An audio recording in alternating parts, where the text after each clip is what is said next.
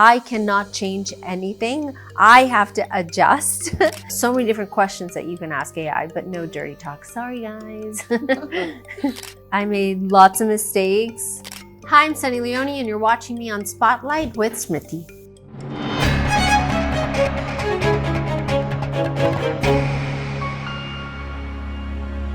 Hello, Namaste, Adab, and welcome to an all-new episode of Spotlight with Smriti. Today we have with us someone who has lived life on her own terms, unapologetically and without any regrets. Presenting to you, Sunny Leone. Thank you. Hi, Sunny. Welcome to the show. Thank you. Must say that you are gorgeous, mashallah. Thank you. So what's your secret? I don't know. Pizza? No, I'm just kidding. I don't know. Try and live life and be honest. I think when you're honest and you have integrity when you live life, I think it shows in how you are, you know. I don't know. You tell me. I'm just as lost as you are. A good makeup artist. Sunny, we are at the end of the year 2024. How has it been for you professionally and personally? Professionally, it's been an amazing year. I have, my brands have leveled up, which is amazing. Our company's leveled up, which is awesome. Work has been great and steady. And my personal life, like my kids and my family, I mean, knock on wood, everything is just fabulous. Lovely. Sunny, you also became the face of this libido boosting chocolate very recently. So that's quite interesting. Tell us about that. I mean, who doesn't want to have a little bit of fun? And eat some chocolate while we're doing it. But I think that when we can be a part of some great wellness brands, it's always a great thing to do. Your popularity hasn't dimmed a bit all over these years. And recently there was this boy in Bihar who wrote your name as his mother on his examination form. Oh, right. I did hear about that. So what was your reaction to such kind of thing that happened? Hi, son. How was your exams? I think it's very cute and it's very funny. I love when we find out these little things that happen all over, and you know, it's always very cute, very flattering. You're also the first Bollywood celeb to have a AI clone. So how did that happen? And who do you think talked to the AI Sunny more, men or women or both? I think it's probably a mix of both, but maybe more guys. Maybe they have more questions. I have no idea. I don't want to know. But as far as AI goes, it's all Daniel's brainchild.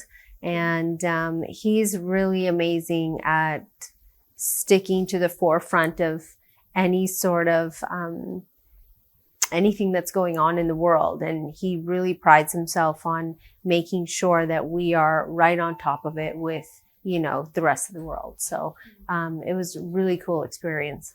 Just curious, I mean, I read that you can talk to the AI Sunny about anything and whenever you want. So can they talk dirty also? No, I don't think so. I think it's very PG. It's definitely not in that zone. That's something that I definitely wouldn't want. I think, you know, if any child also got a hold of that, then it wouldn't be right. So, it's all like questions about life. It's questions about me. It's questions, you know, you could have what, you know, am I doing today? Or what's my favorite food? Or, you know, so many different questions that you can ask AI, but no dirty talk. Sorry, guys. Okay. Looking forward, you have some amazing movies that you're doing down south, which are all multilingual. Tell us about that. You have Shero and you have Vista Village. Yeah. Quite interesting. Tell us more about it. So for Shero, I learned every single word in that film and did all my own stunts. And it was a really special film. We were shooting up in Munnar in the middle of nowhere.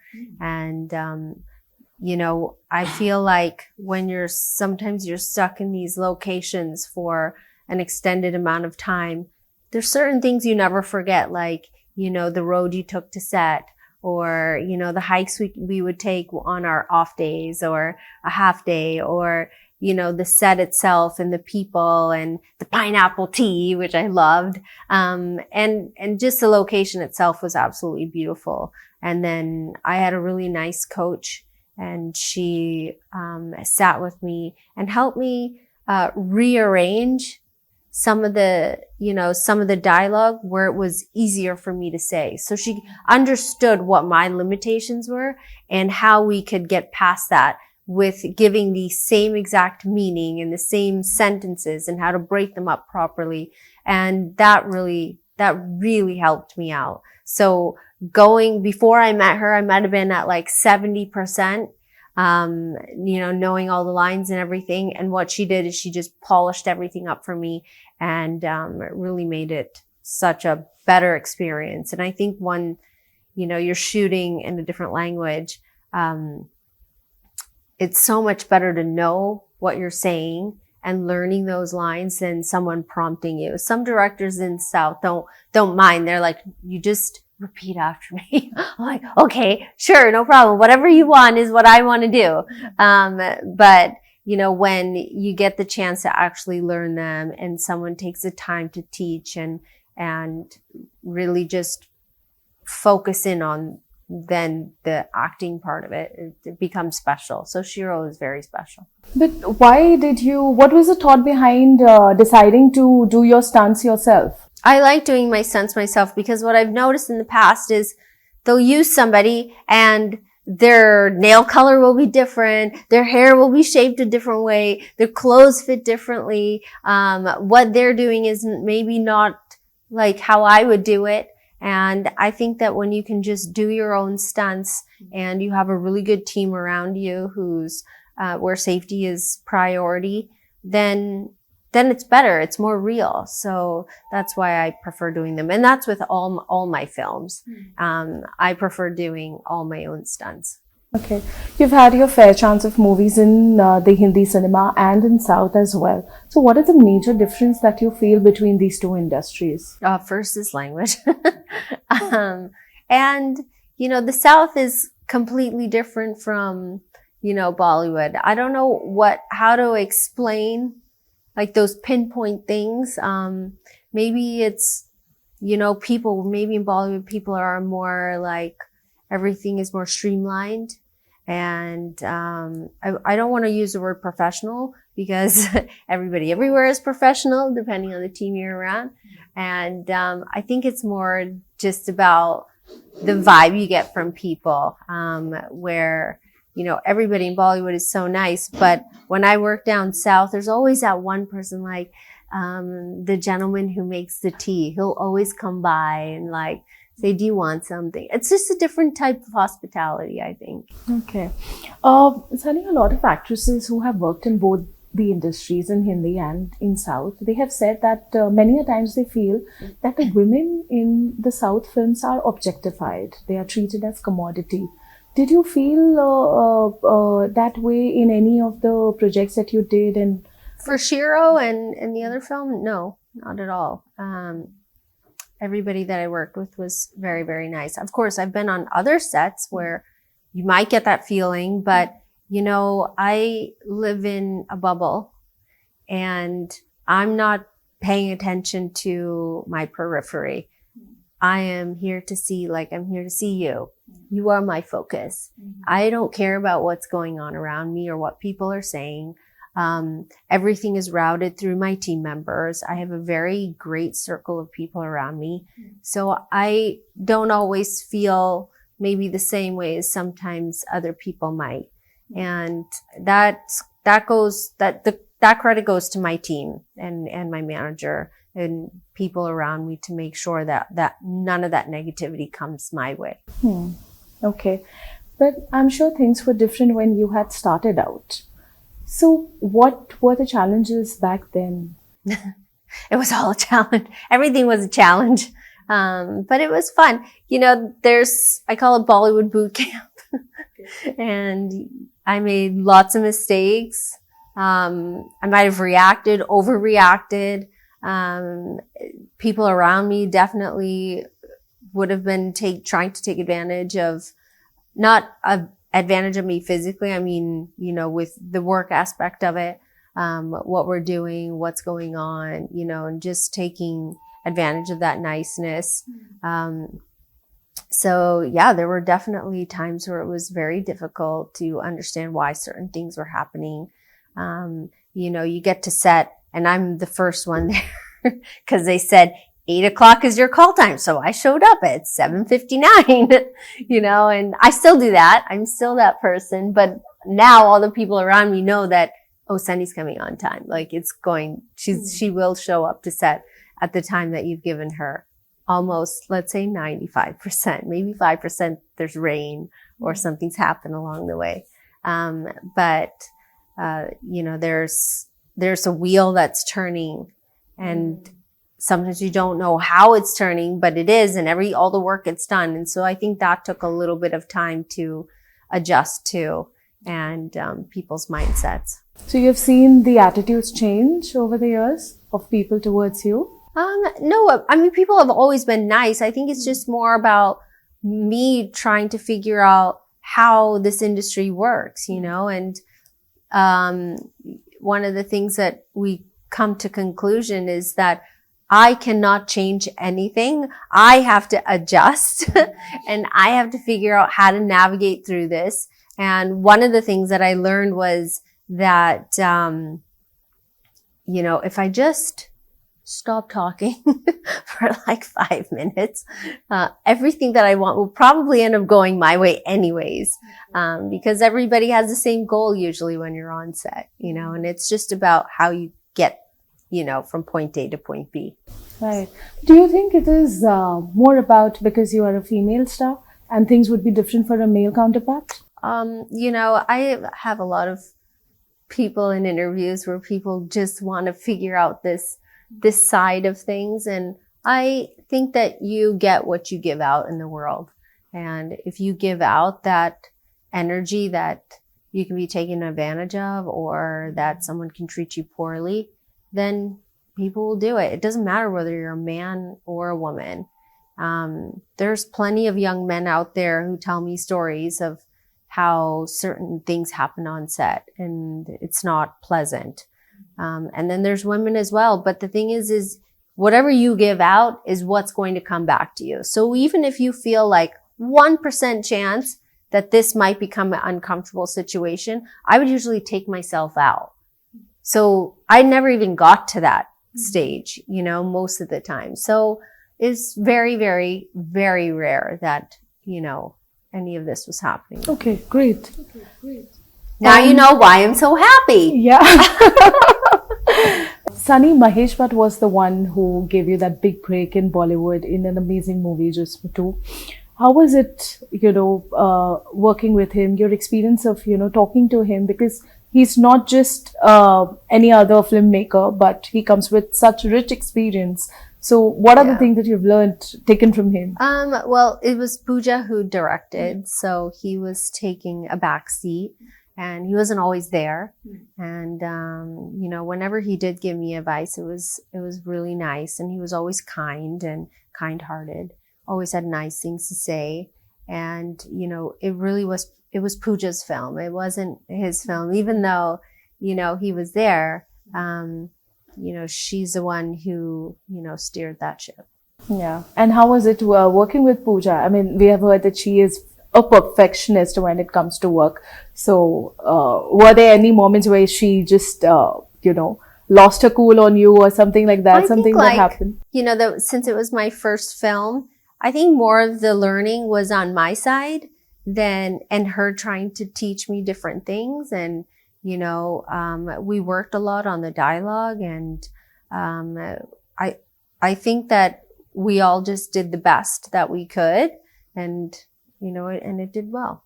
After the movie, there was also this lot of noise about when Pooja actually tweeted that she will be auctioning the clothes from Jism 2. And you were not really comfortable when you got to know that your lingerie will be auctioned. That's gross. Yeah. So then how did you guys settle on it? What happened? I don't own those clothes. There's production clothes. So I have no idea what happened to them. Okay. Nor do I want to know. Okay. Sunny, I also want to know that, you have been so busy. You're traveling. You are an actor. You are doing movies in Hindi cinema, also down south. You are a reality show judge. How do you tackle all of that with your personal life, especially with three little kids? Yeah, it's not always easy. Um, but my children do understand that I am a working mother. And when I make promises to them about when we're going to be together, I keep them. And, we spend a lot of time together. And especially when I'm in Mumbai, I'm able to kind of shuffle my schedule so that I don't miss anything of theirs. Everything from dropping them to school to doing their homework to picking them up from school. I'm there every day, picking them up from school. It's either myself or Daniel. So we don't want them to miss that. We definitely don't want nannies picking our kids up from school. There's certain things kids remember when they grow older is these little things. They might not remember that, I bought them so many different toys or this and that. They'll remember, my mom picked me up from school every day, and we went for ice cream after school, or we got donuts, or, she used to help me with my homework. So there's little things I think that children just don't forget. And so we really do try and make sure that we're there for all those things. Of course, if I'm traveling, I'm not getting to see them, but when I'm home, I'm home. I'm not doing anything else on those days where we designate just for the children. So we feel like we have a healthy balance. Okay. You obviously have a great support system in Daniel. How has your relationship evolved with him over the years? 16 years. Yeah. It evolves on a daily. But I think that anybody who's married for an extended amount of time will also agree that you go through different phases and different times in your relationship with somebody, and sometimes it's absolutely wonderful and sometimes it's not so great, and you have to work through it. And knock on wood, it's not been so tough, and we both work very hard, and I think because we work so hard, we also appreciate each other. We both have gone through so many crazy things together that also, again, we appreciate each other. We understand that, it's not just love, it's like a great friendship as well. So I don't know, we just keep trying. Okay, wow. So now that we are talking about relationships and this is the season of love, it is the wedding season. So why not some relationship tips from Sunny Leone? Yeah. So what are the qualities that one should look for in their ideal partner? Their ideal partner should be honest. They should, honesty, respect is really big. Hygiene's another one, superficial one, but it's important. And what would you say is the secret to a successful relationship? I don't know what the answer to a successful relationship is. I think that if I could say something, maybe it would just be those three things I mentioned, except for the hygiene. Like his hygiene is perfect. But honesty and understanding, this compromising. Not everything's going to go your way. You're not going to win every argument. You have to agree to disagree sometimes, and just trying to be understanding of each other and really see each other, and I think mainly respect each other. Okay. 2 things that you should say to your partner often. I love you, and how are you today? Wow, that's nice. People don't really say, how are you? Yeah. What's the most romantic thing that you've ever done in your relationship?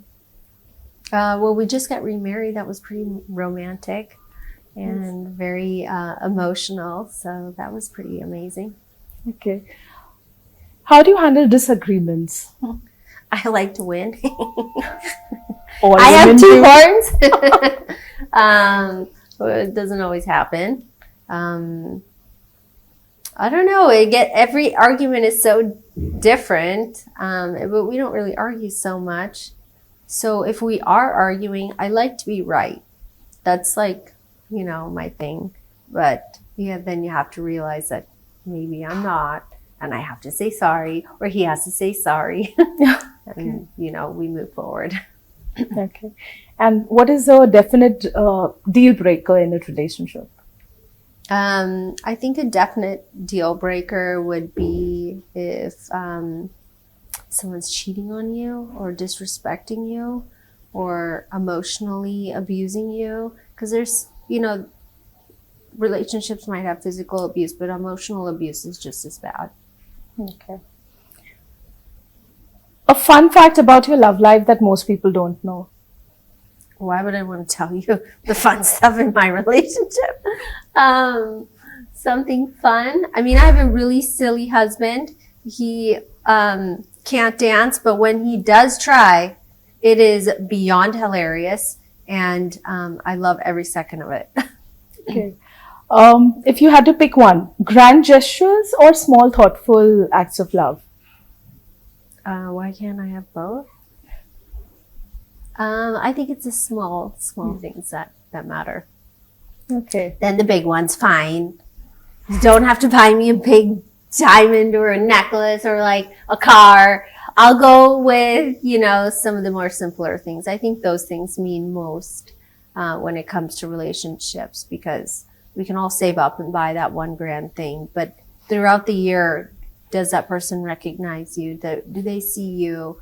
Do they appreciate the things that you do for them? I think that's important. Right. Wow. So I hope all of you have taken notes. All of you who are planning to get married or are on the lookout for love. Hamara to chance chala gaya. I'm already married. Yeah. Sunny, I have a quick game for you where I will show you 4 pictures that we have specially picked from your Instagram, Okay. and we want you to tell more about it. All right. So in your post, you have called Daniel the best papa in the world. Yeah. Can you recall for us an instance that made you admire and love him even more for being such a wonderful father? I mean, he just does selfless things all the time. He always chooses us and the children over himself on a daily basis. He could have the worst day ever or the longest day ever, but at the end of the day, he's still going, okay, Noah, let's practice your spelling because you have a test in the morning. So he does so many different things like this all day long. He literally has massive guilt if he is not, with us or, giving us that time, which, maybe some parents don't have that guilt, but he definitely does. And he's always working for us. This was in Thailand. Okay. It was our first tuk-tuk ride together. Okay. So we took a picture. It was awesome. Okay. And who is the bad cop and the good cop amongst you two? We switch off. I think for Nisha, I'm the bad cop. And for the boys, he's the bad cop, which I think happens in most households. Yeah. Nisha's definitely daddy's little girl. But I think when you are grooming and bringing up little girls, I think a mother knows so many more things sometimes than a daddy does. So that probably makes me a bad cop. So yeah. And for the boys, he's probably the bad cop and I'm the good cop. Okay. Yeah. Lovely. Okay. This We'll go way? to the next one. Yeah. This way? No, this side. Yeah. Oh, this is when we got married. Yeah. So I want to know, what was the thought behind getting married again after so many years? So we and wanted- Keith's reaction to it. Yeah, we wanted to have a family ceremony. We went over the last summer, we went through some really crazy things as a family, and we just wanted to appreciate each other and like show those emotions together and get married again with the children. So we called it a family ceremony. And I don't know, like for 2 weeks I'd go, so what does family mean to you? And I would make them think about what they wanted to say. Not necessarily rehearse it so much, but just understand that, when we do have this ceremony, I do want you to explain to us like what family means and what love means to you. And, it was really, really nice. It was such a great, moment. Nice, lovely. Next one. Yeah. This is Nisha's gotcha day. Okay. So maybe there's some families out there that don't tell their adopted child that they're adopted. But we went the other way around. Since she came home, We've told her that she's adopted. I made her a book of that day, where she was from, the people that she was around, the place that she's from, and that entire journey I put in a book, a visual book. And so since she's been, 2 years old, she's been flipping through these pictures. And so every year we celebrate the day that she came home, which is July 15th, as her gotcha day, the day we got her. So she loves her gotcha day, and every year, based on her age, if she has any questions, we answer them and say, do you have any questions? Do you want to ask us anything? And if she does, we answer them to the best of our ability for her age. I think as she gets older, she'll have more complex questions. And at that time, we'll assess and be able to, answer them in the best of our ability. And if that also means somebody else needs to help us answer them, then we'll address that then. But as of right now, the boys are so jealous. They're like, how come Nisha gets another birthday? We're like, it's not a birthday. They're so young. They don't get it. And I think it was this year that they were starting to really understand what Gotcha Day means.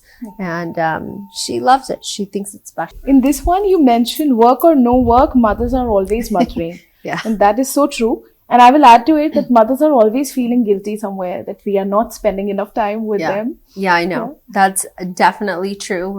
We always have that massive guilt happening. At least I do. And so does my husband. This picture is really special because it was their first fashion show.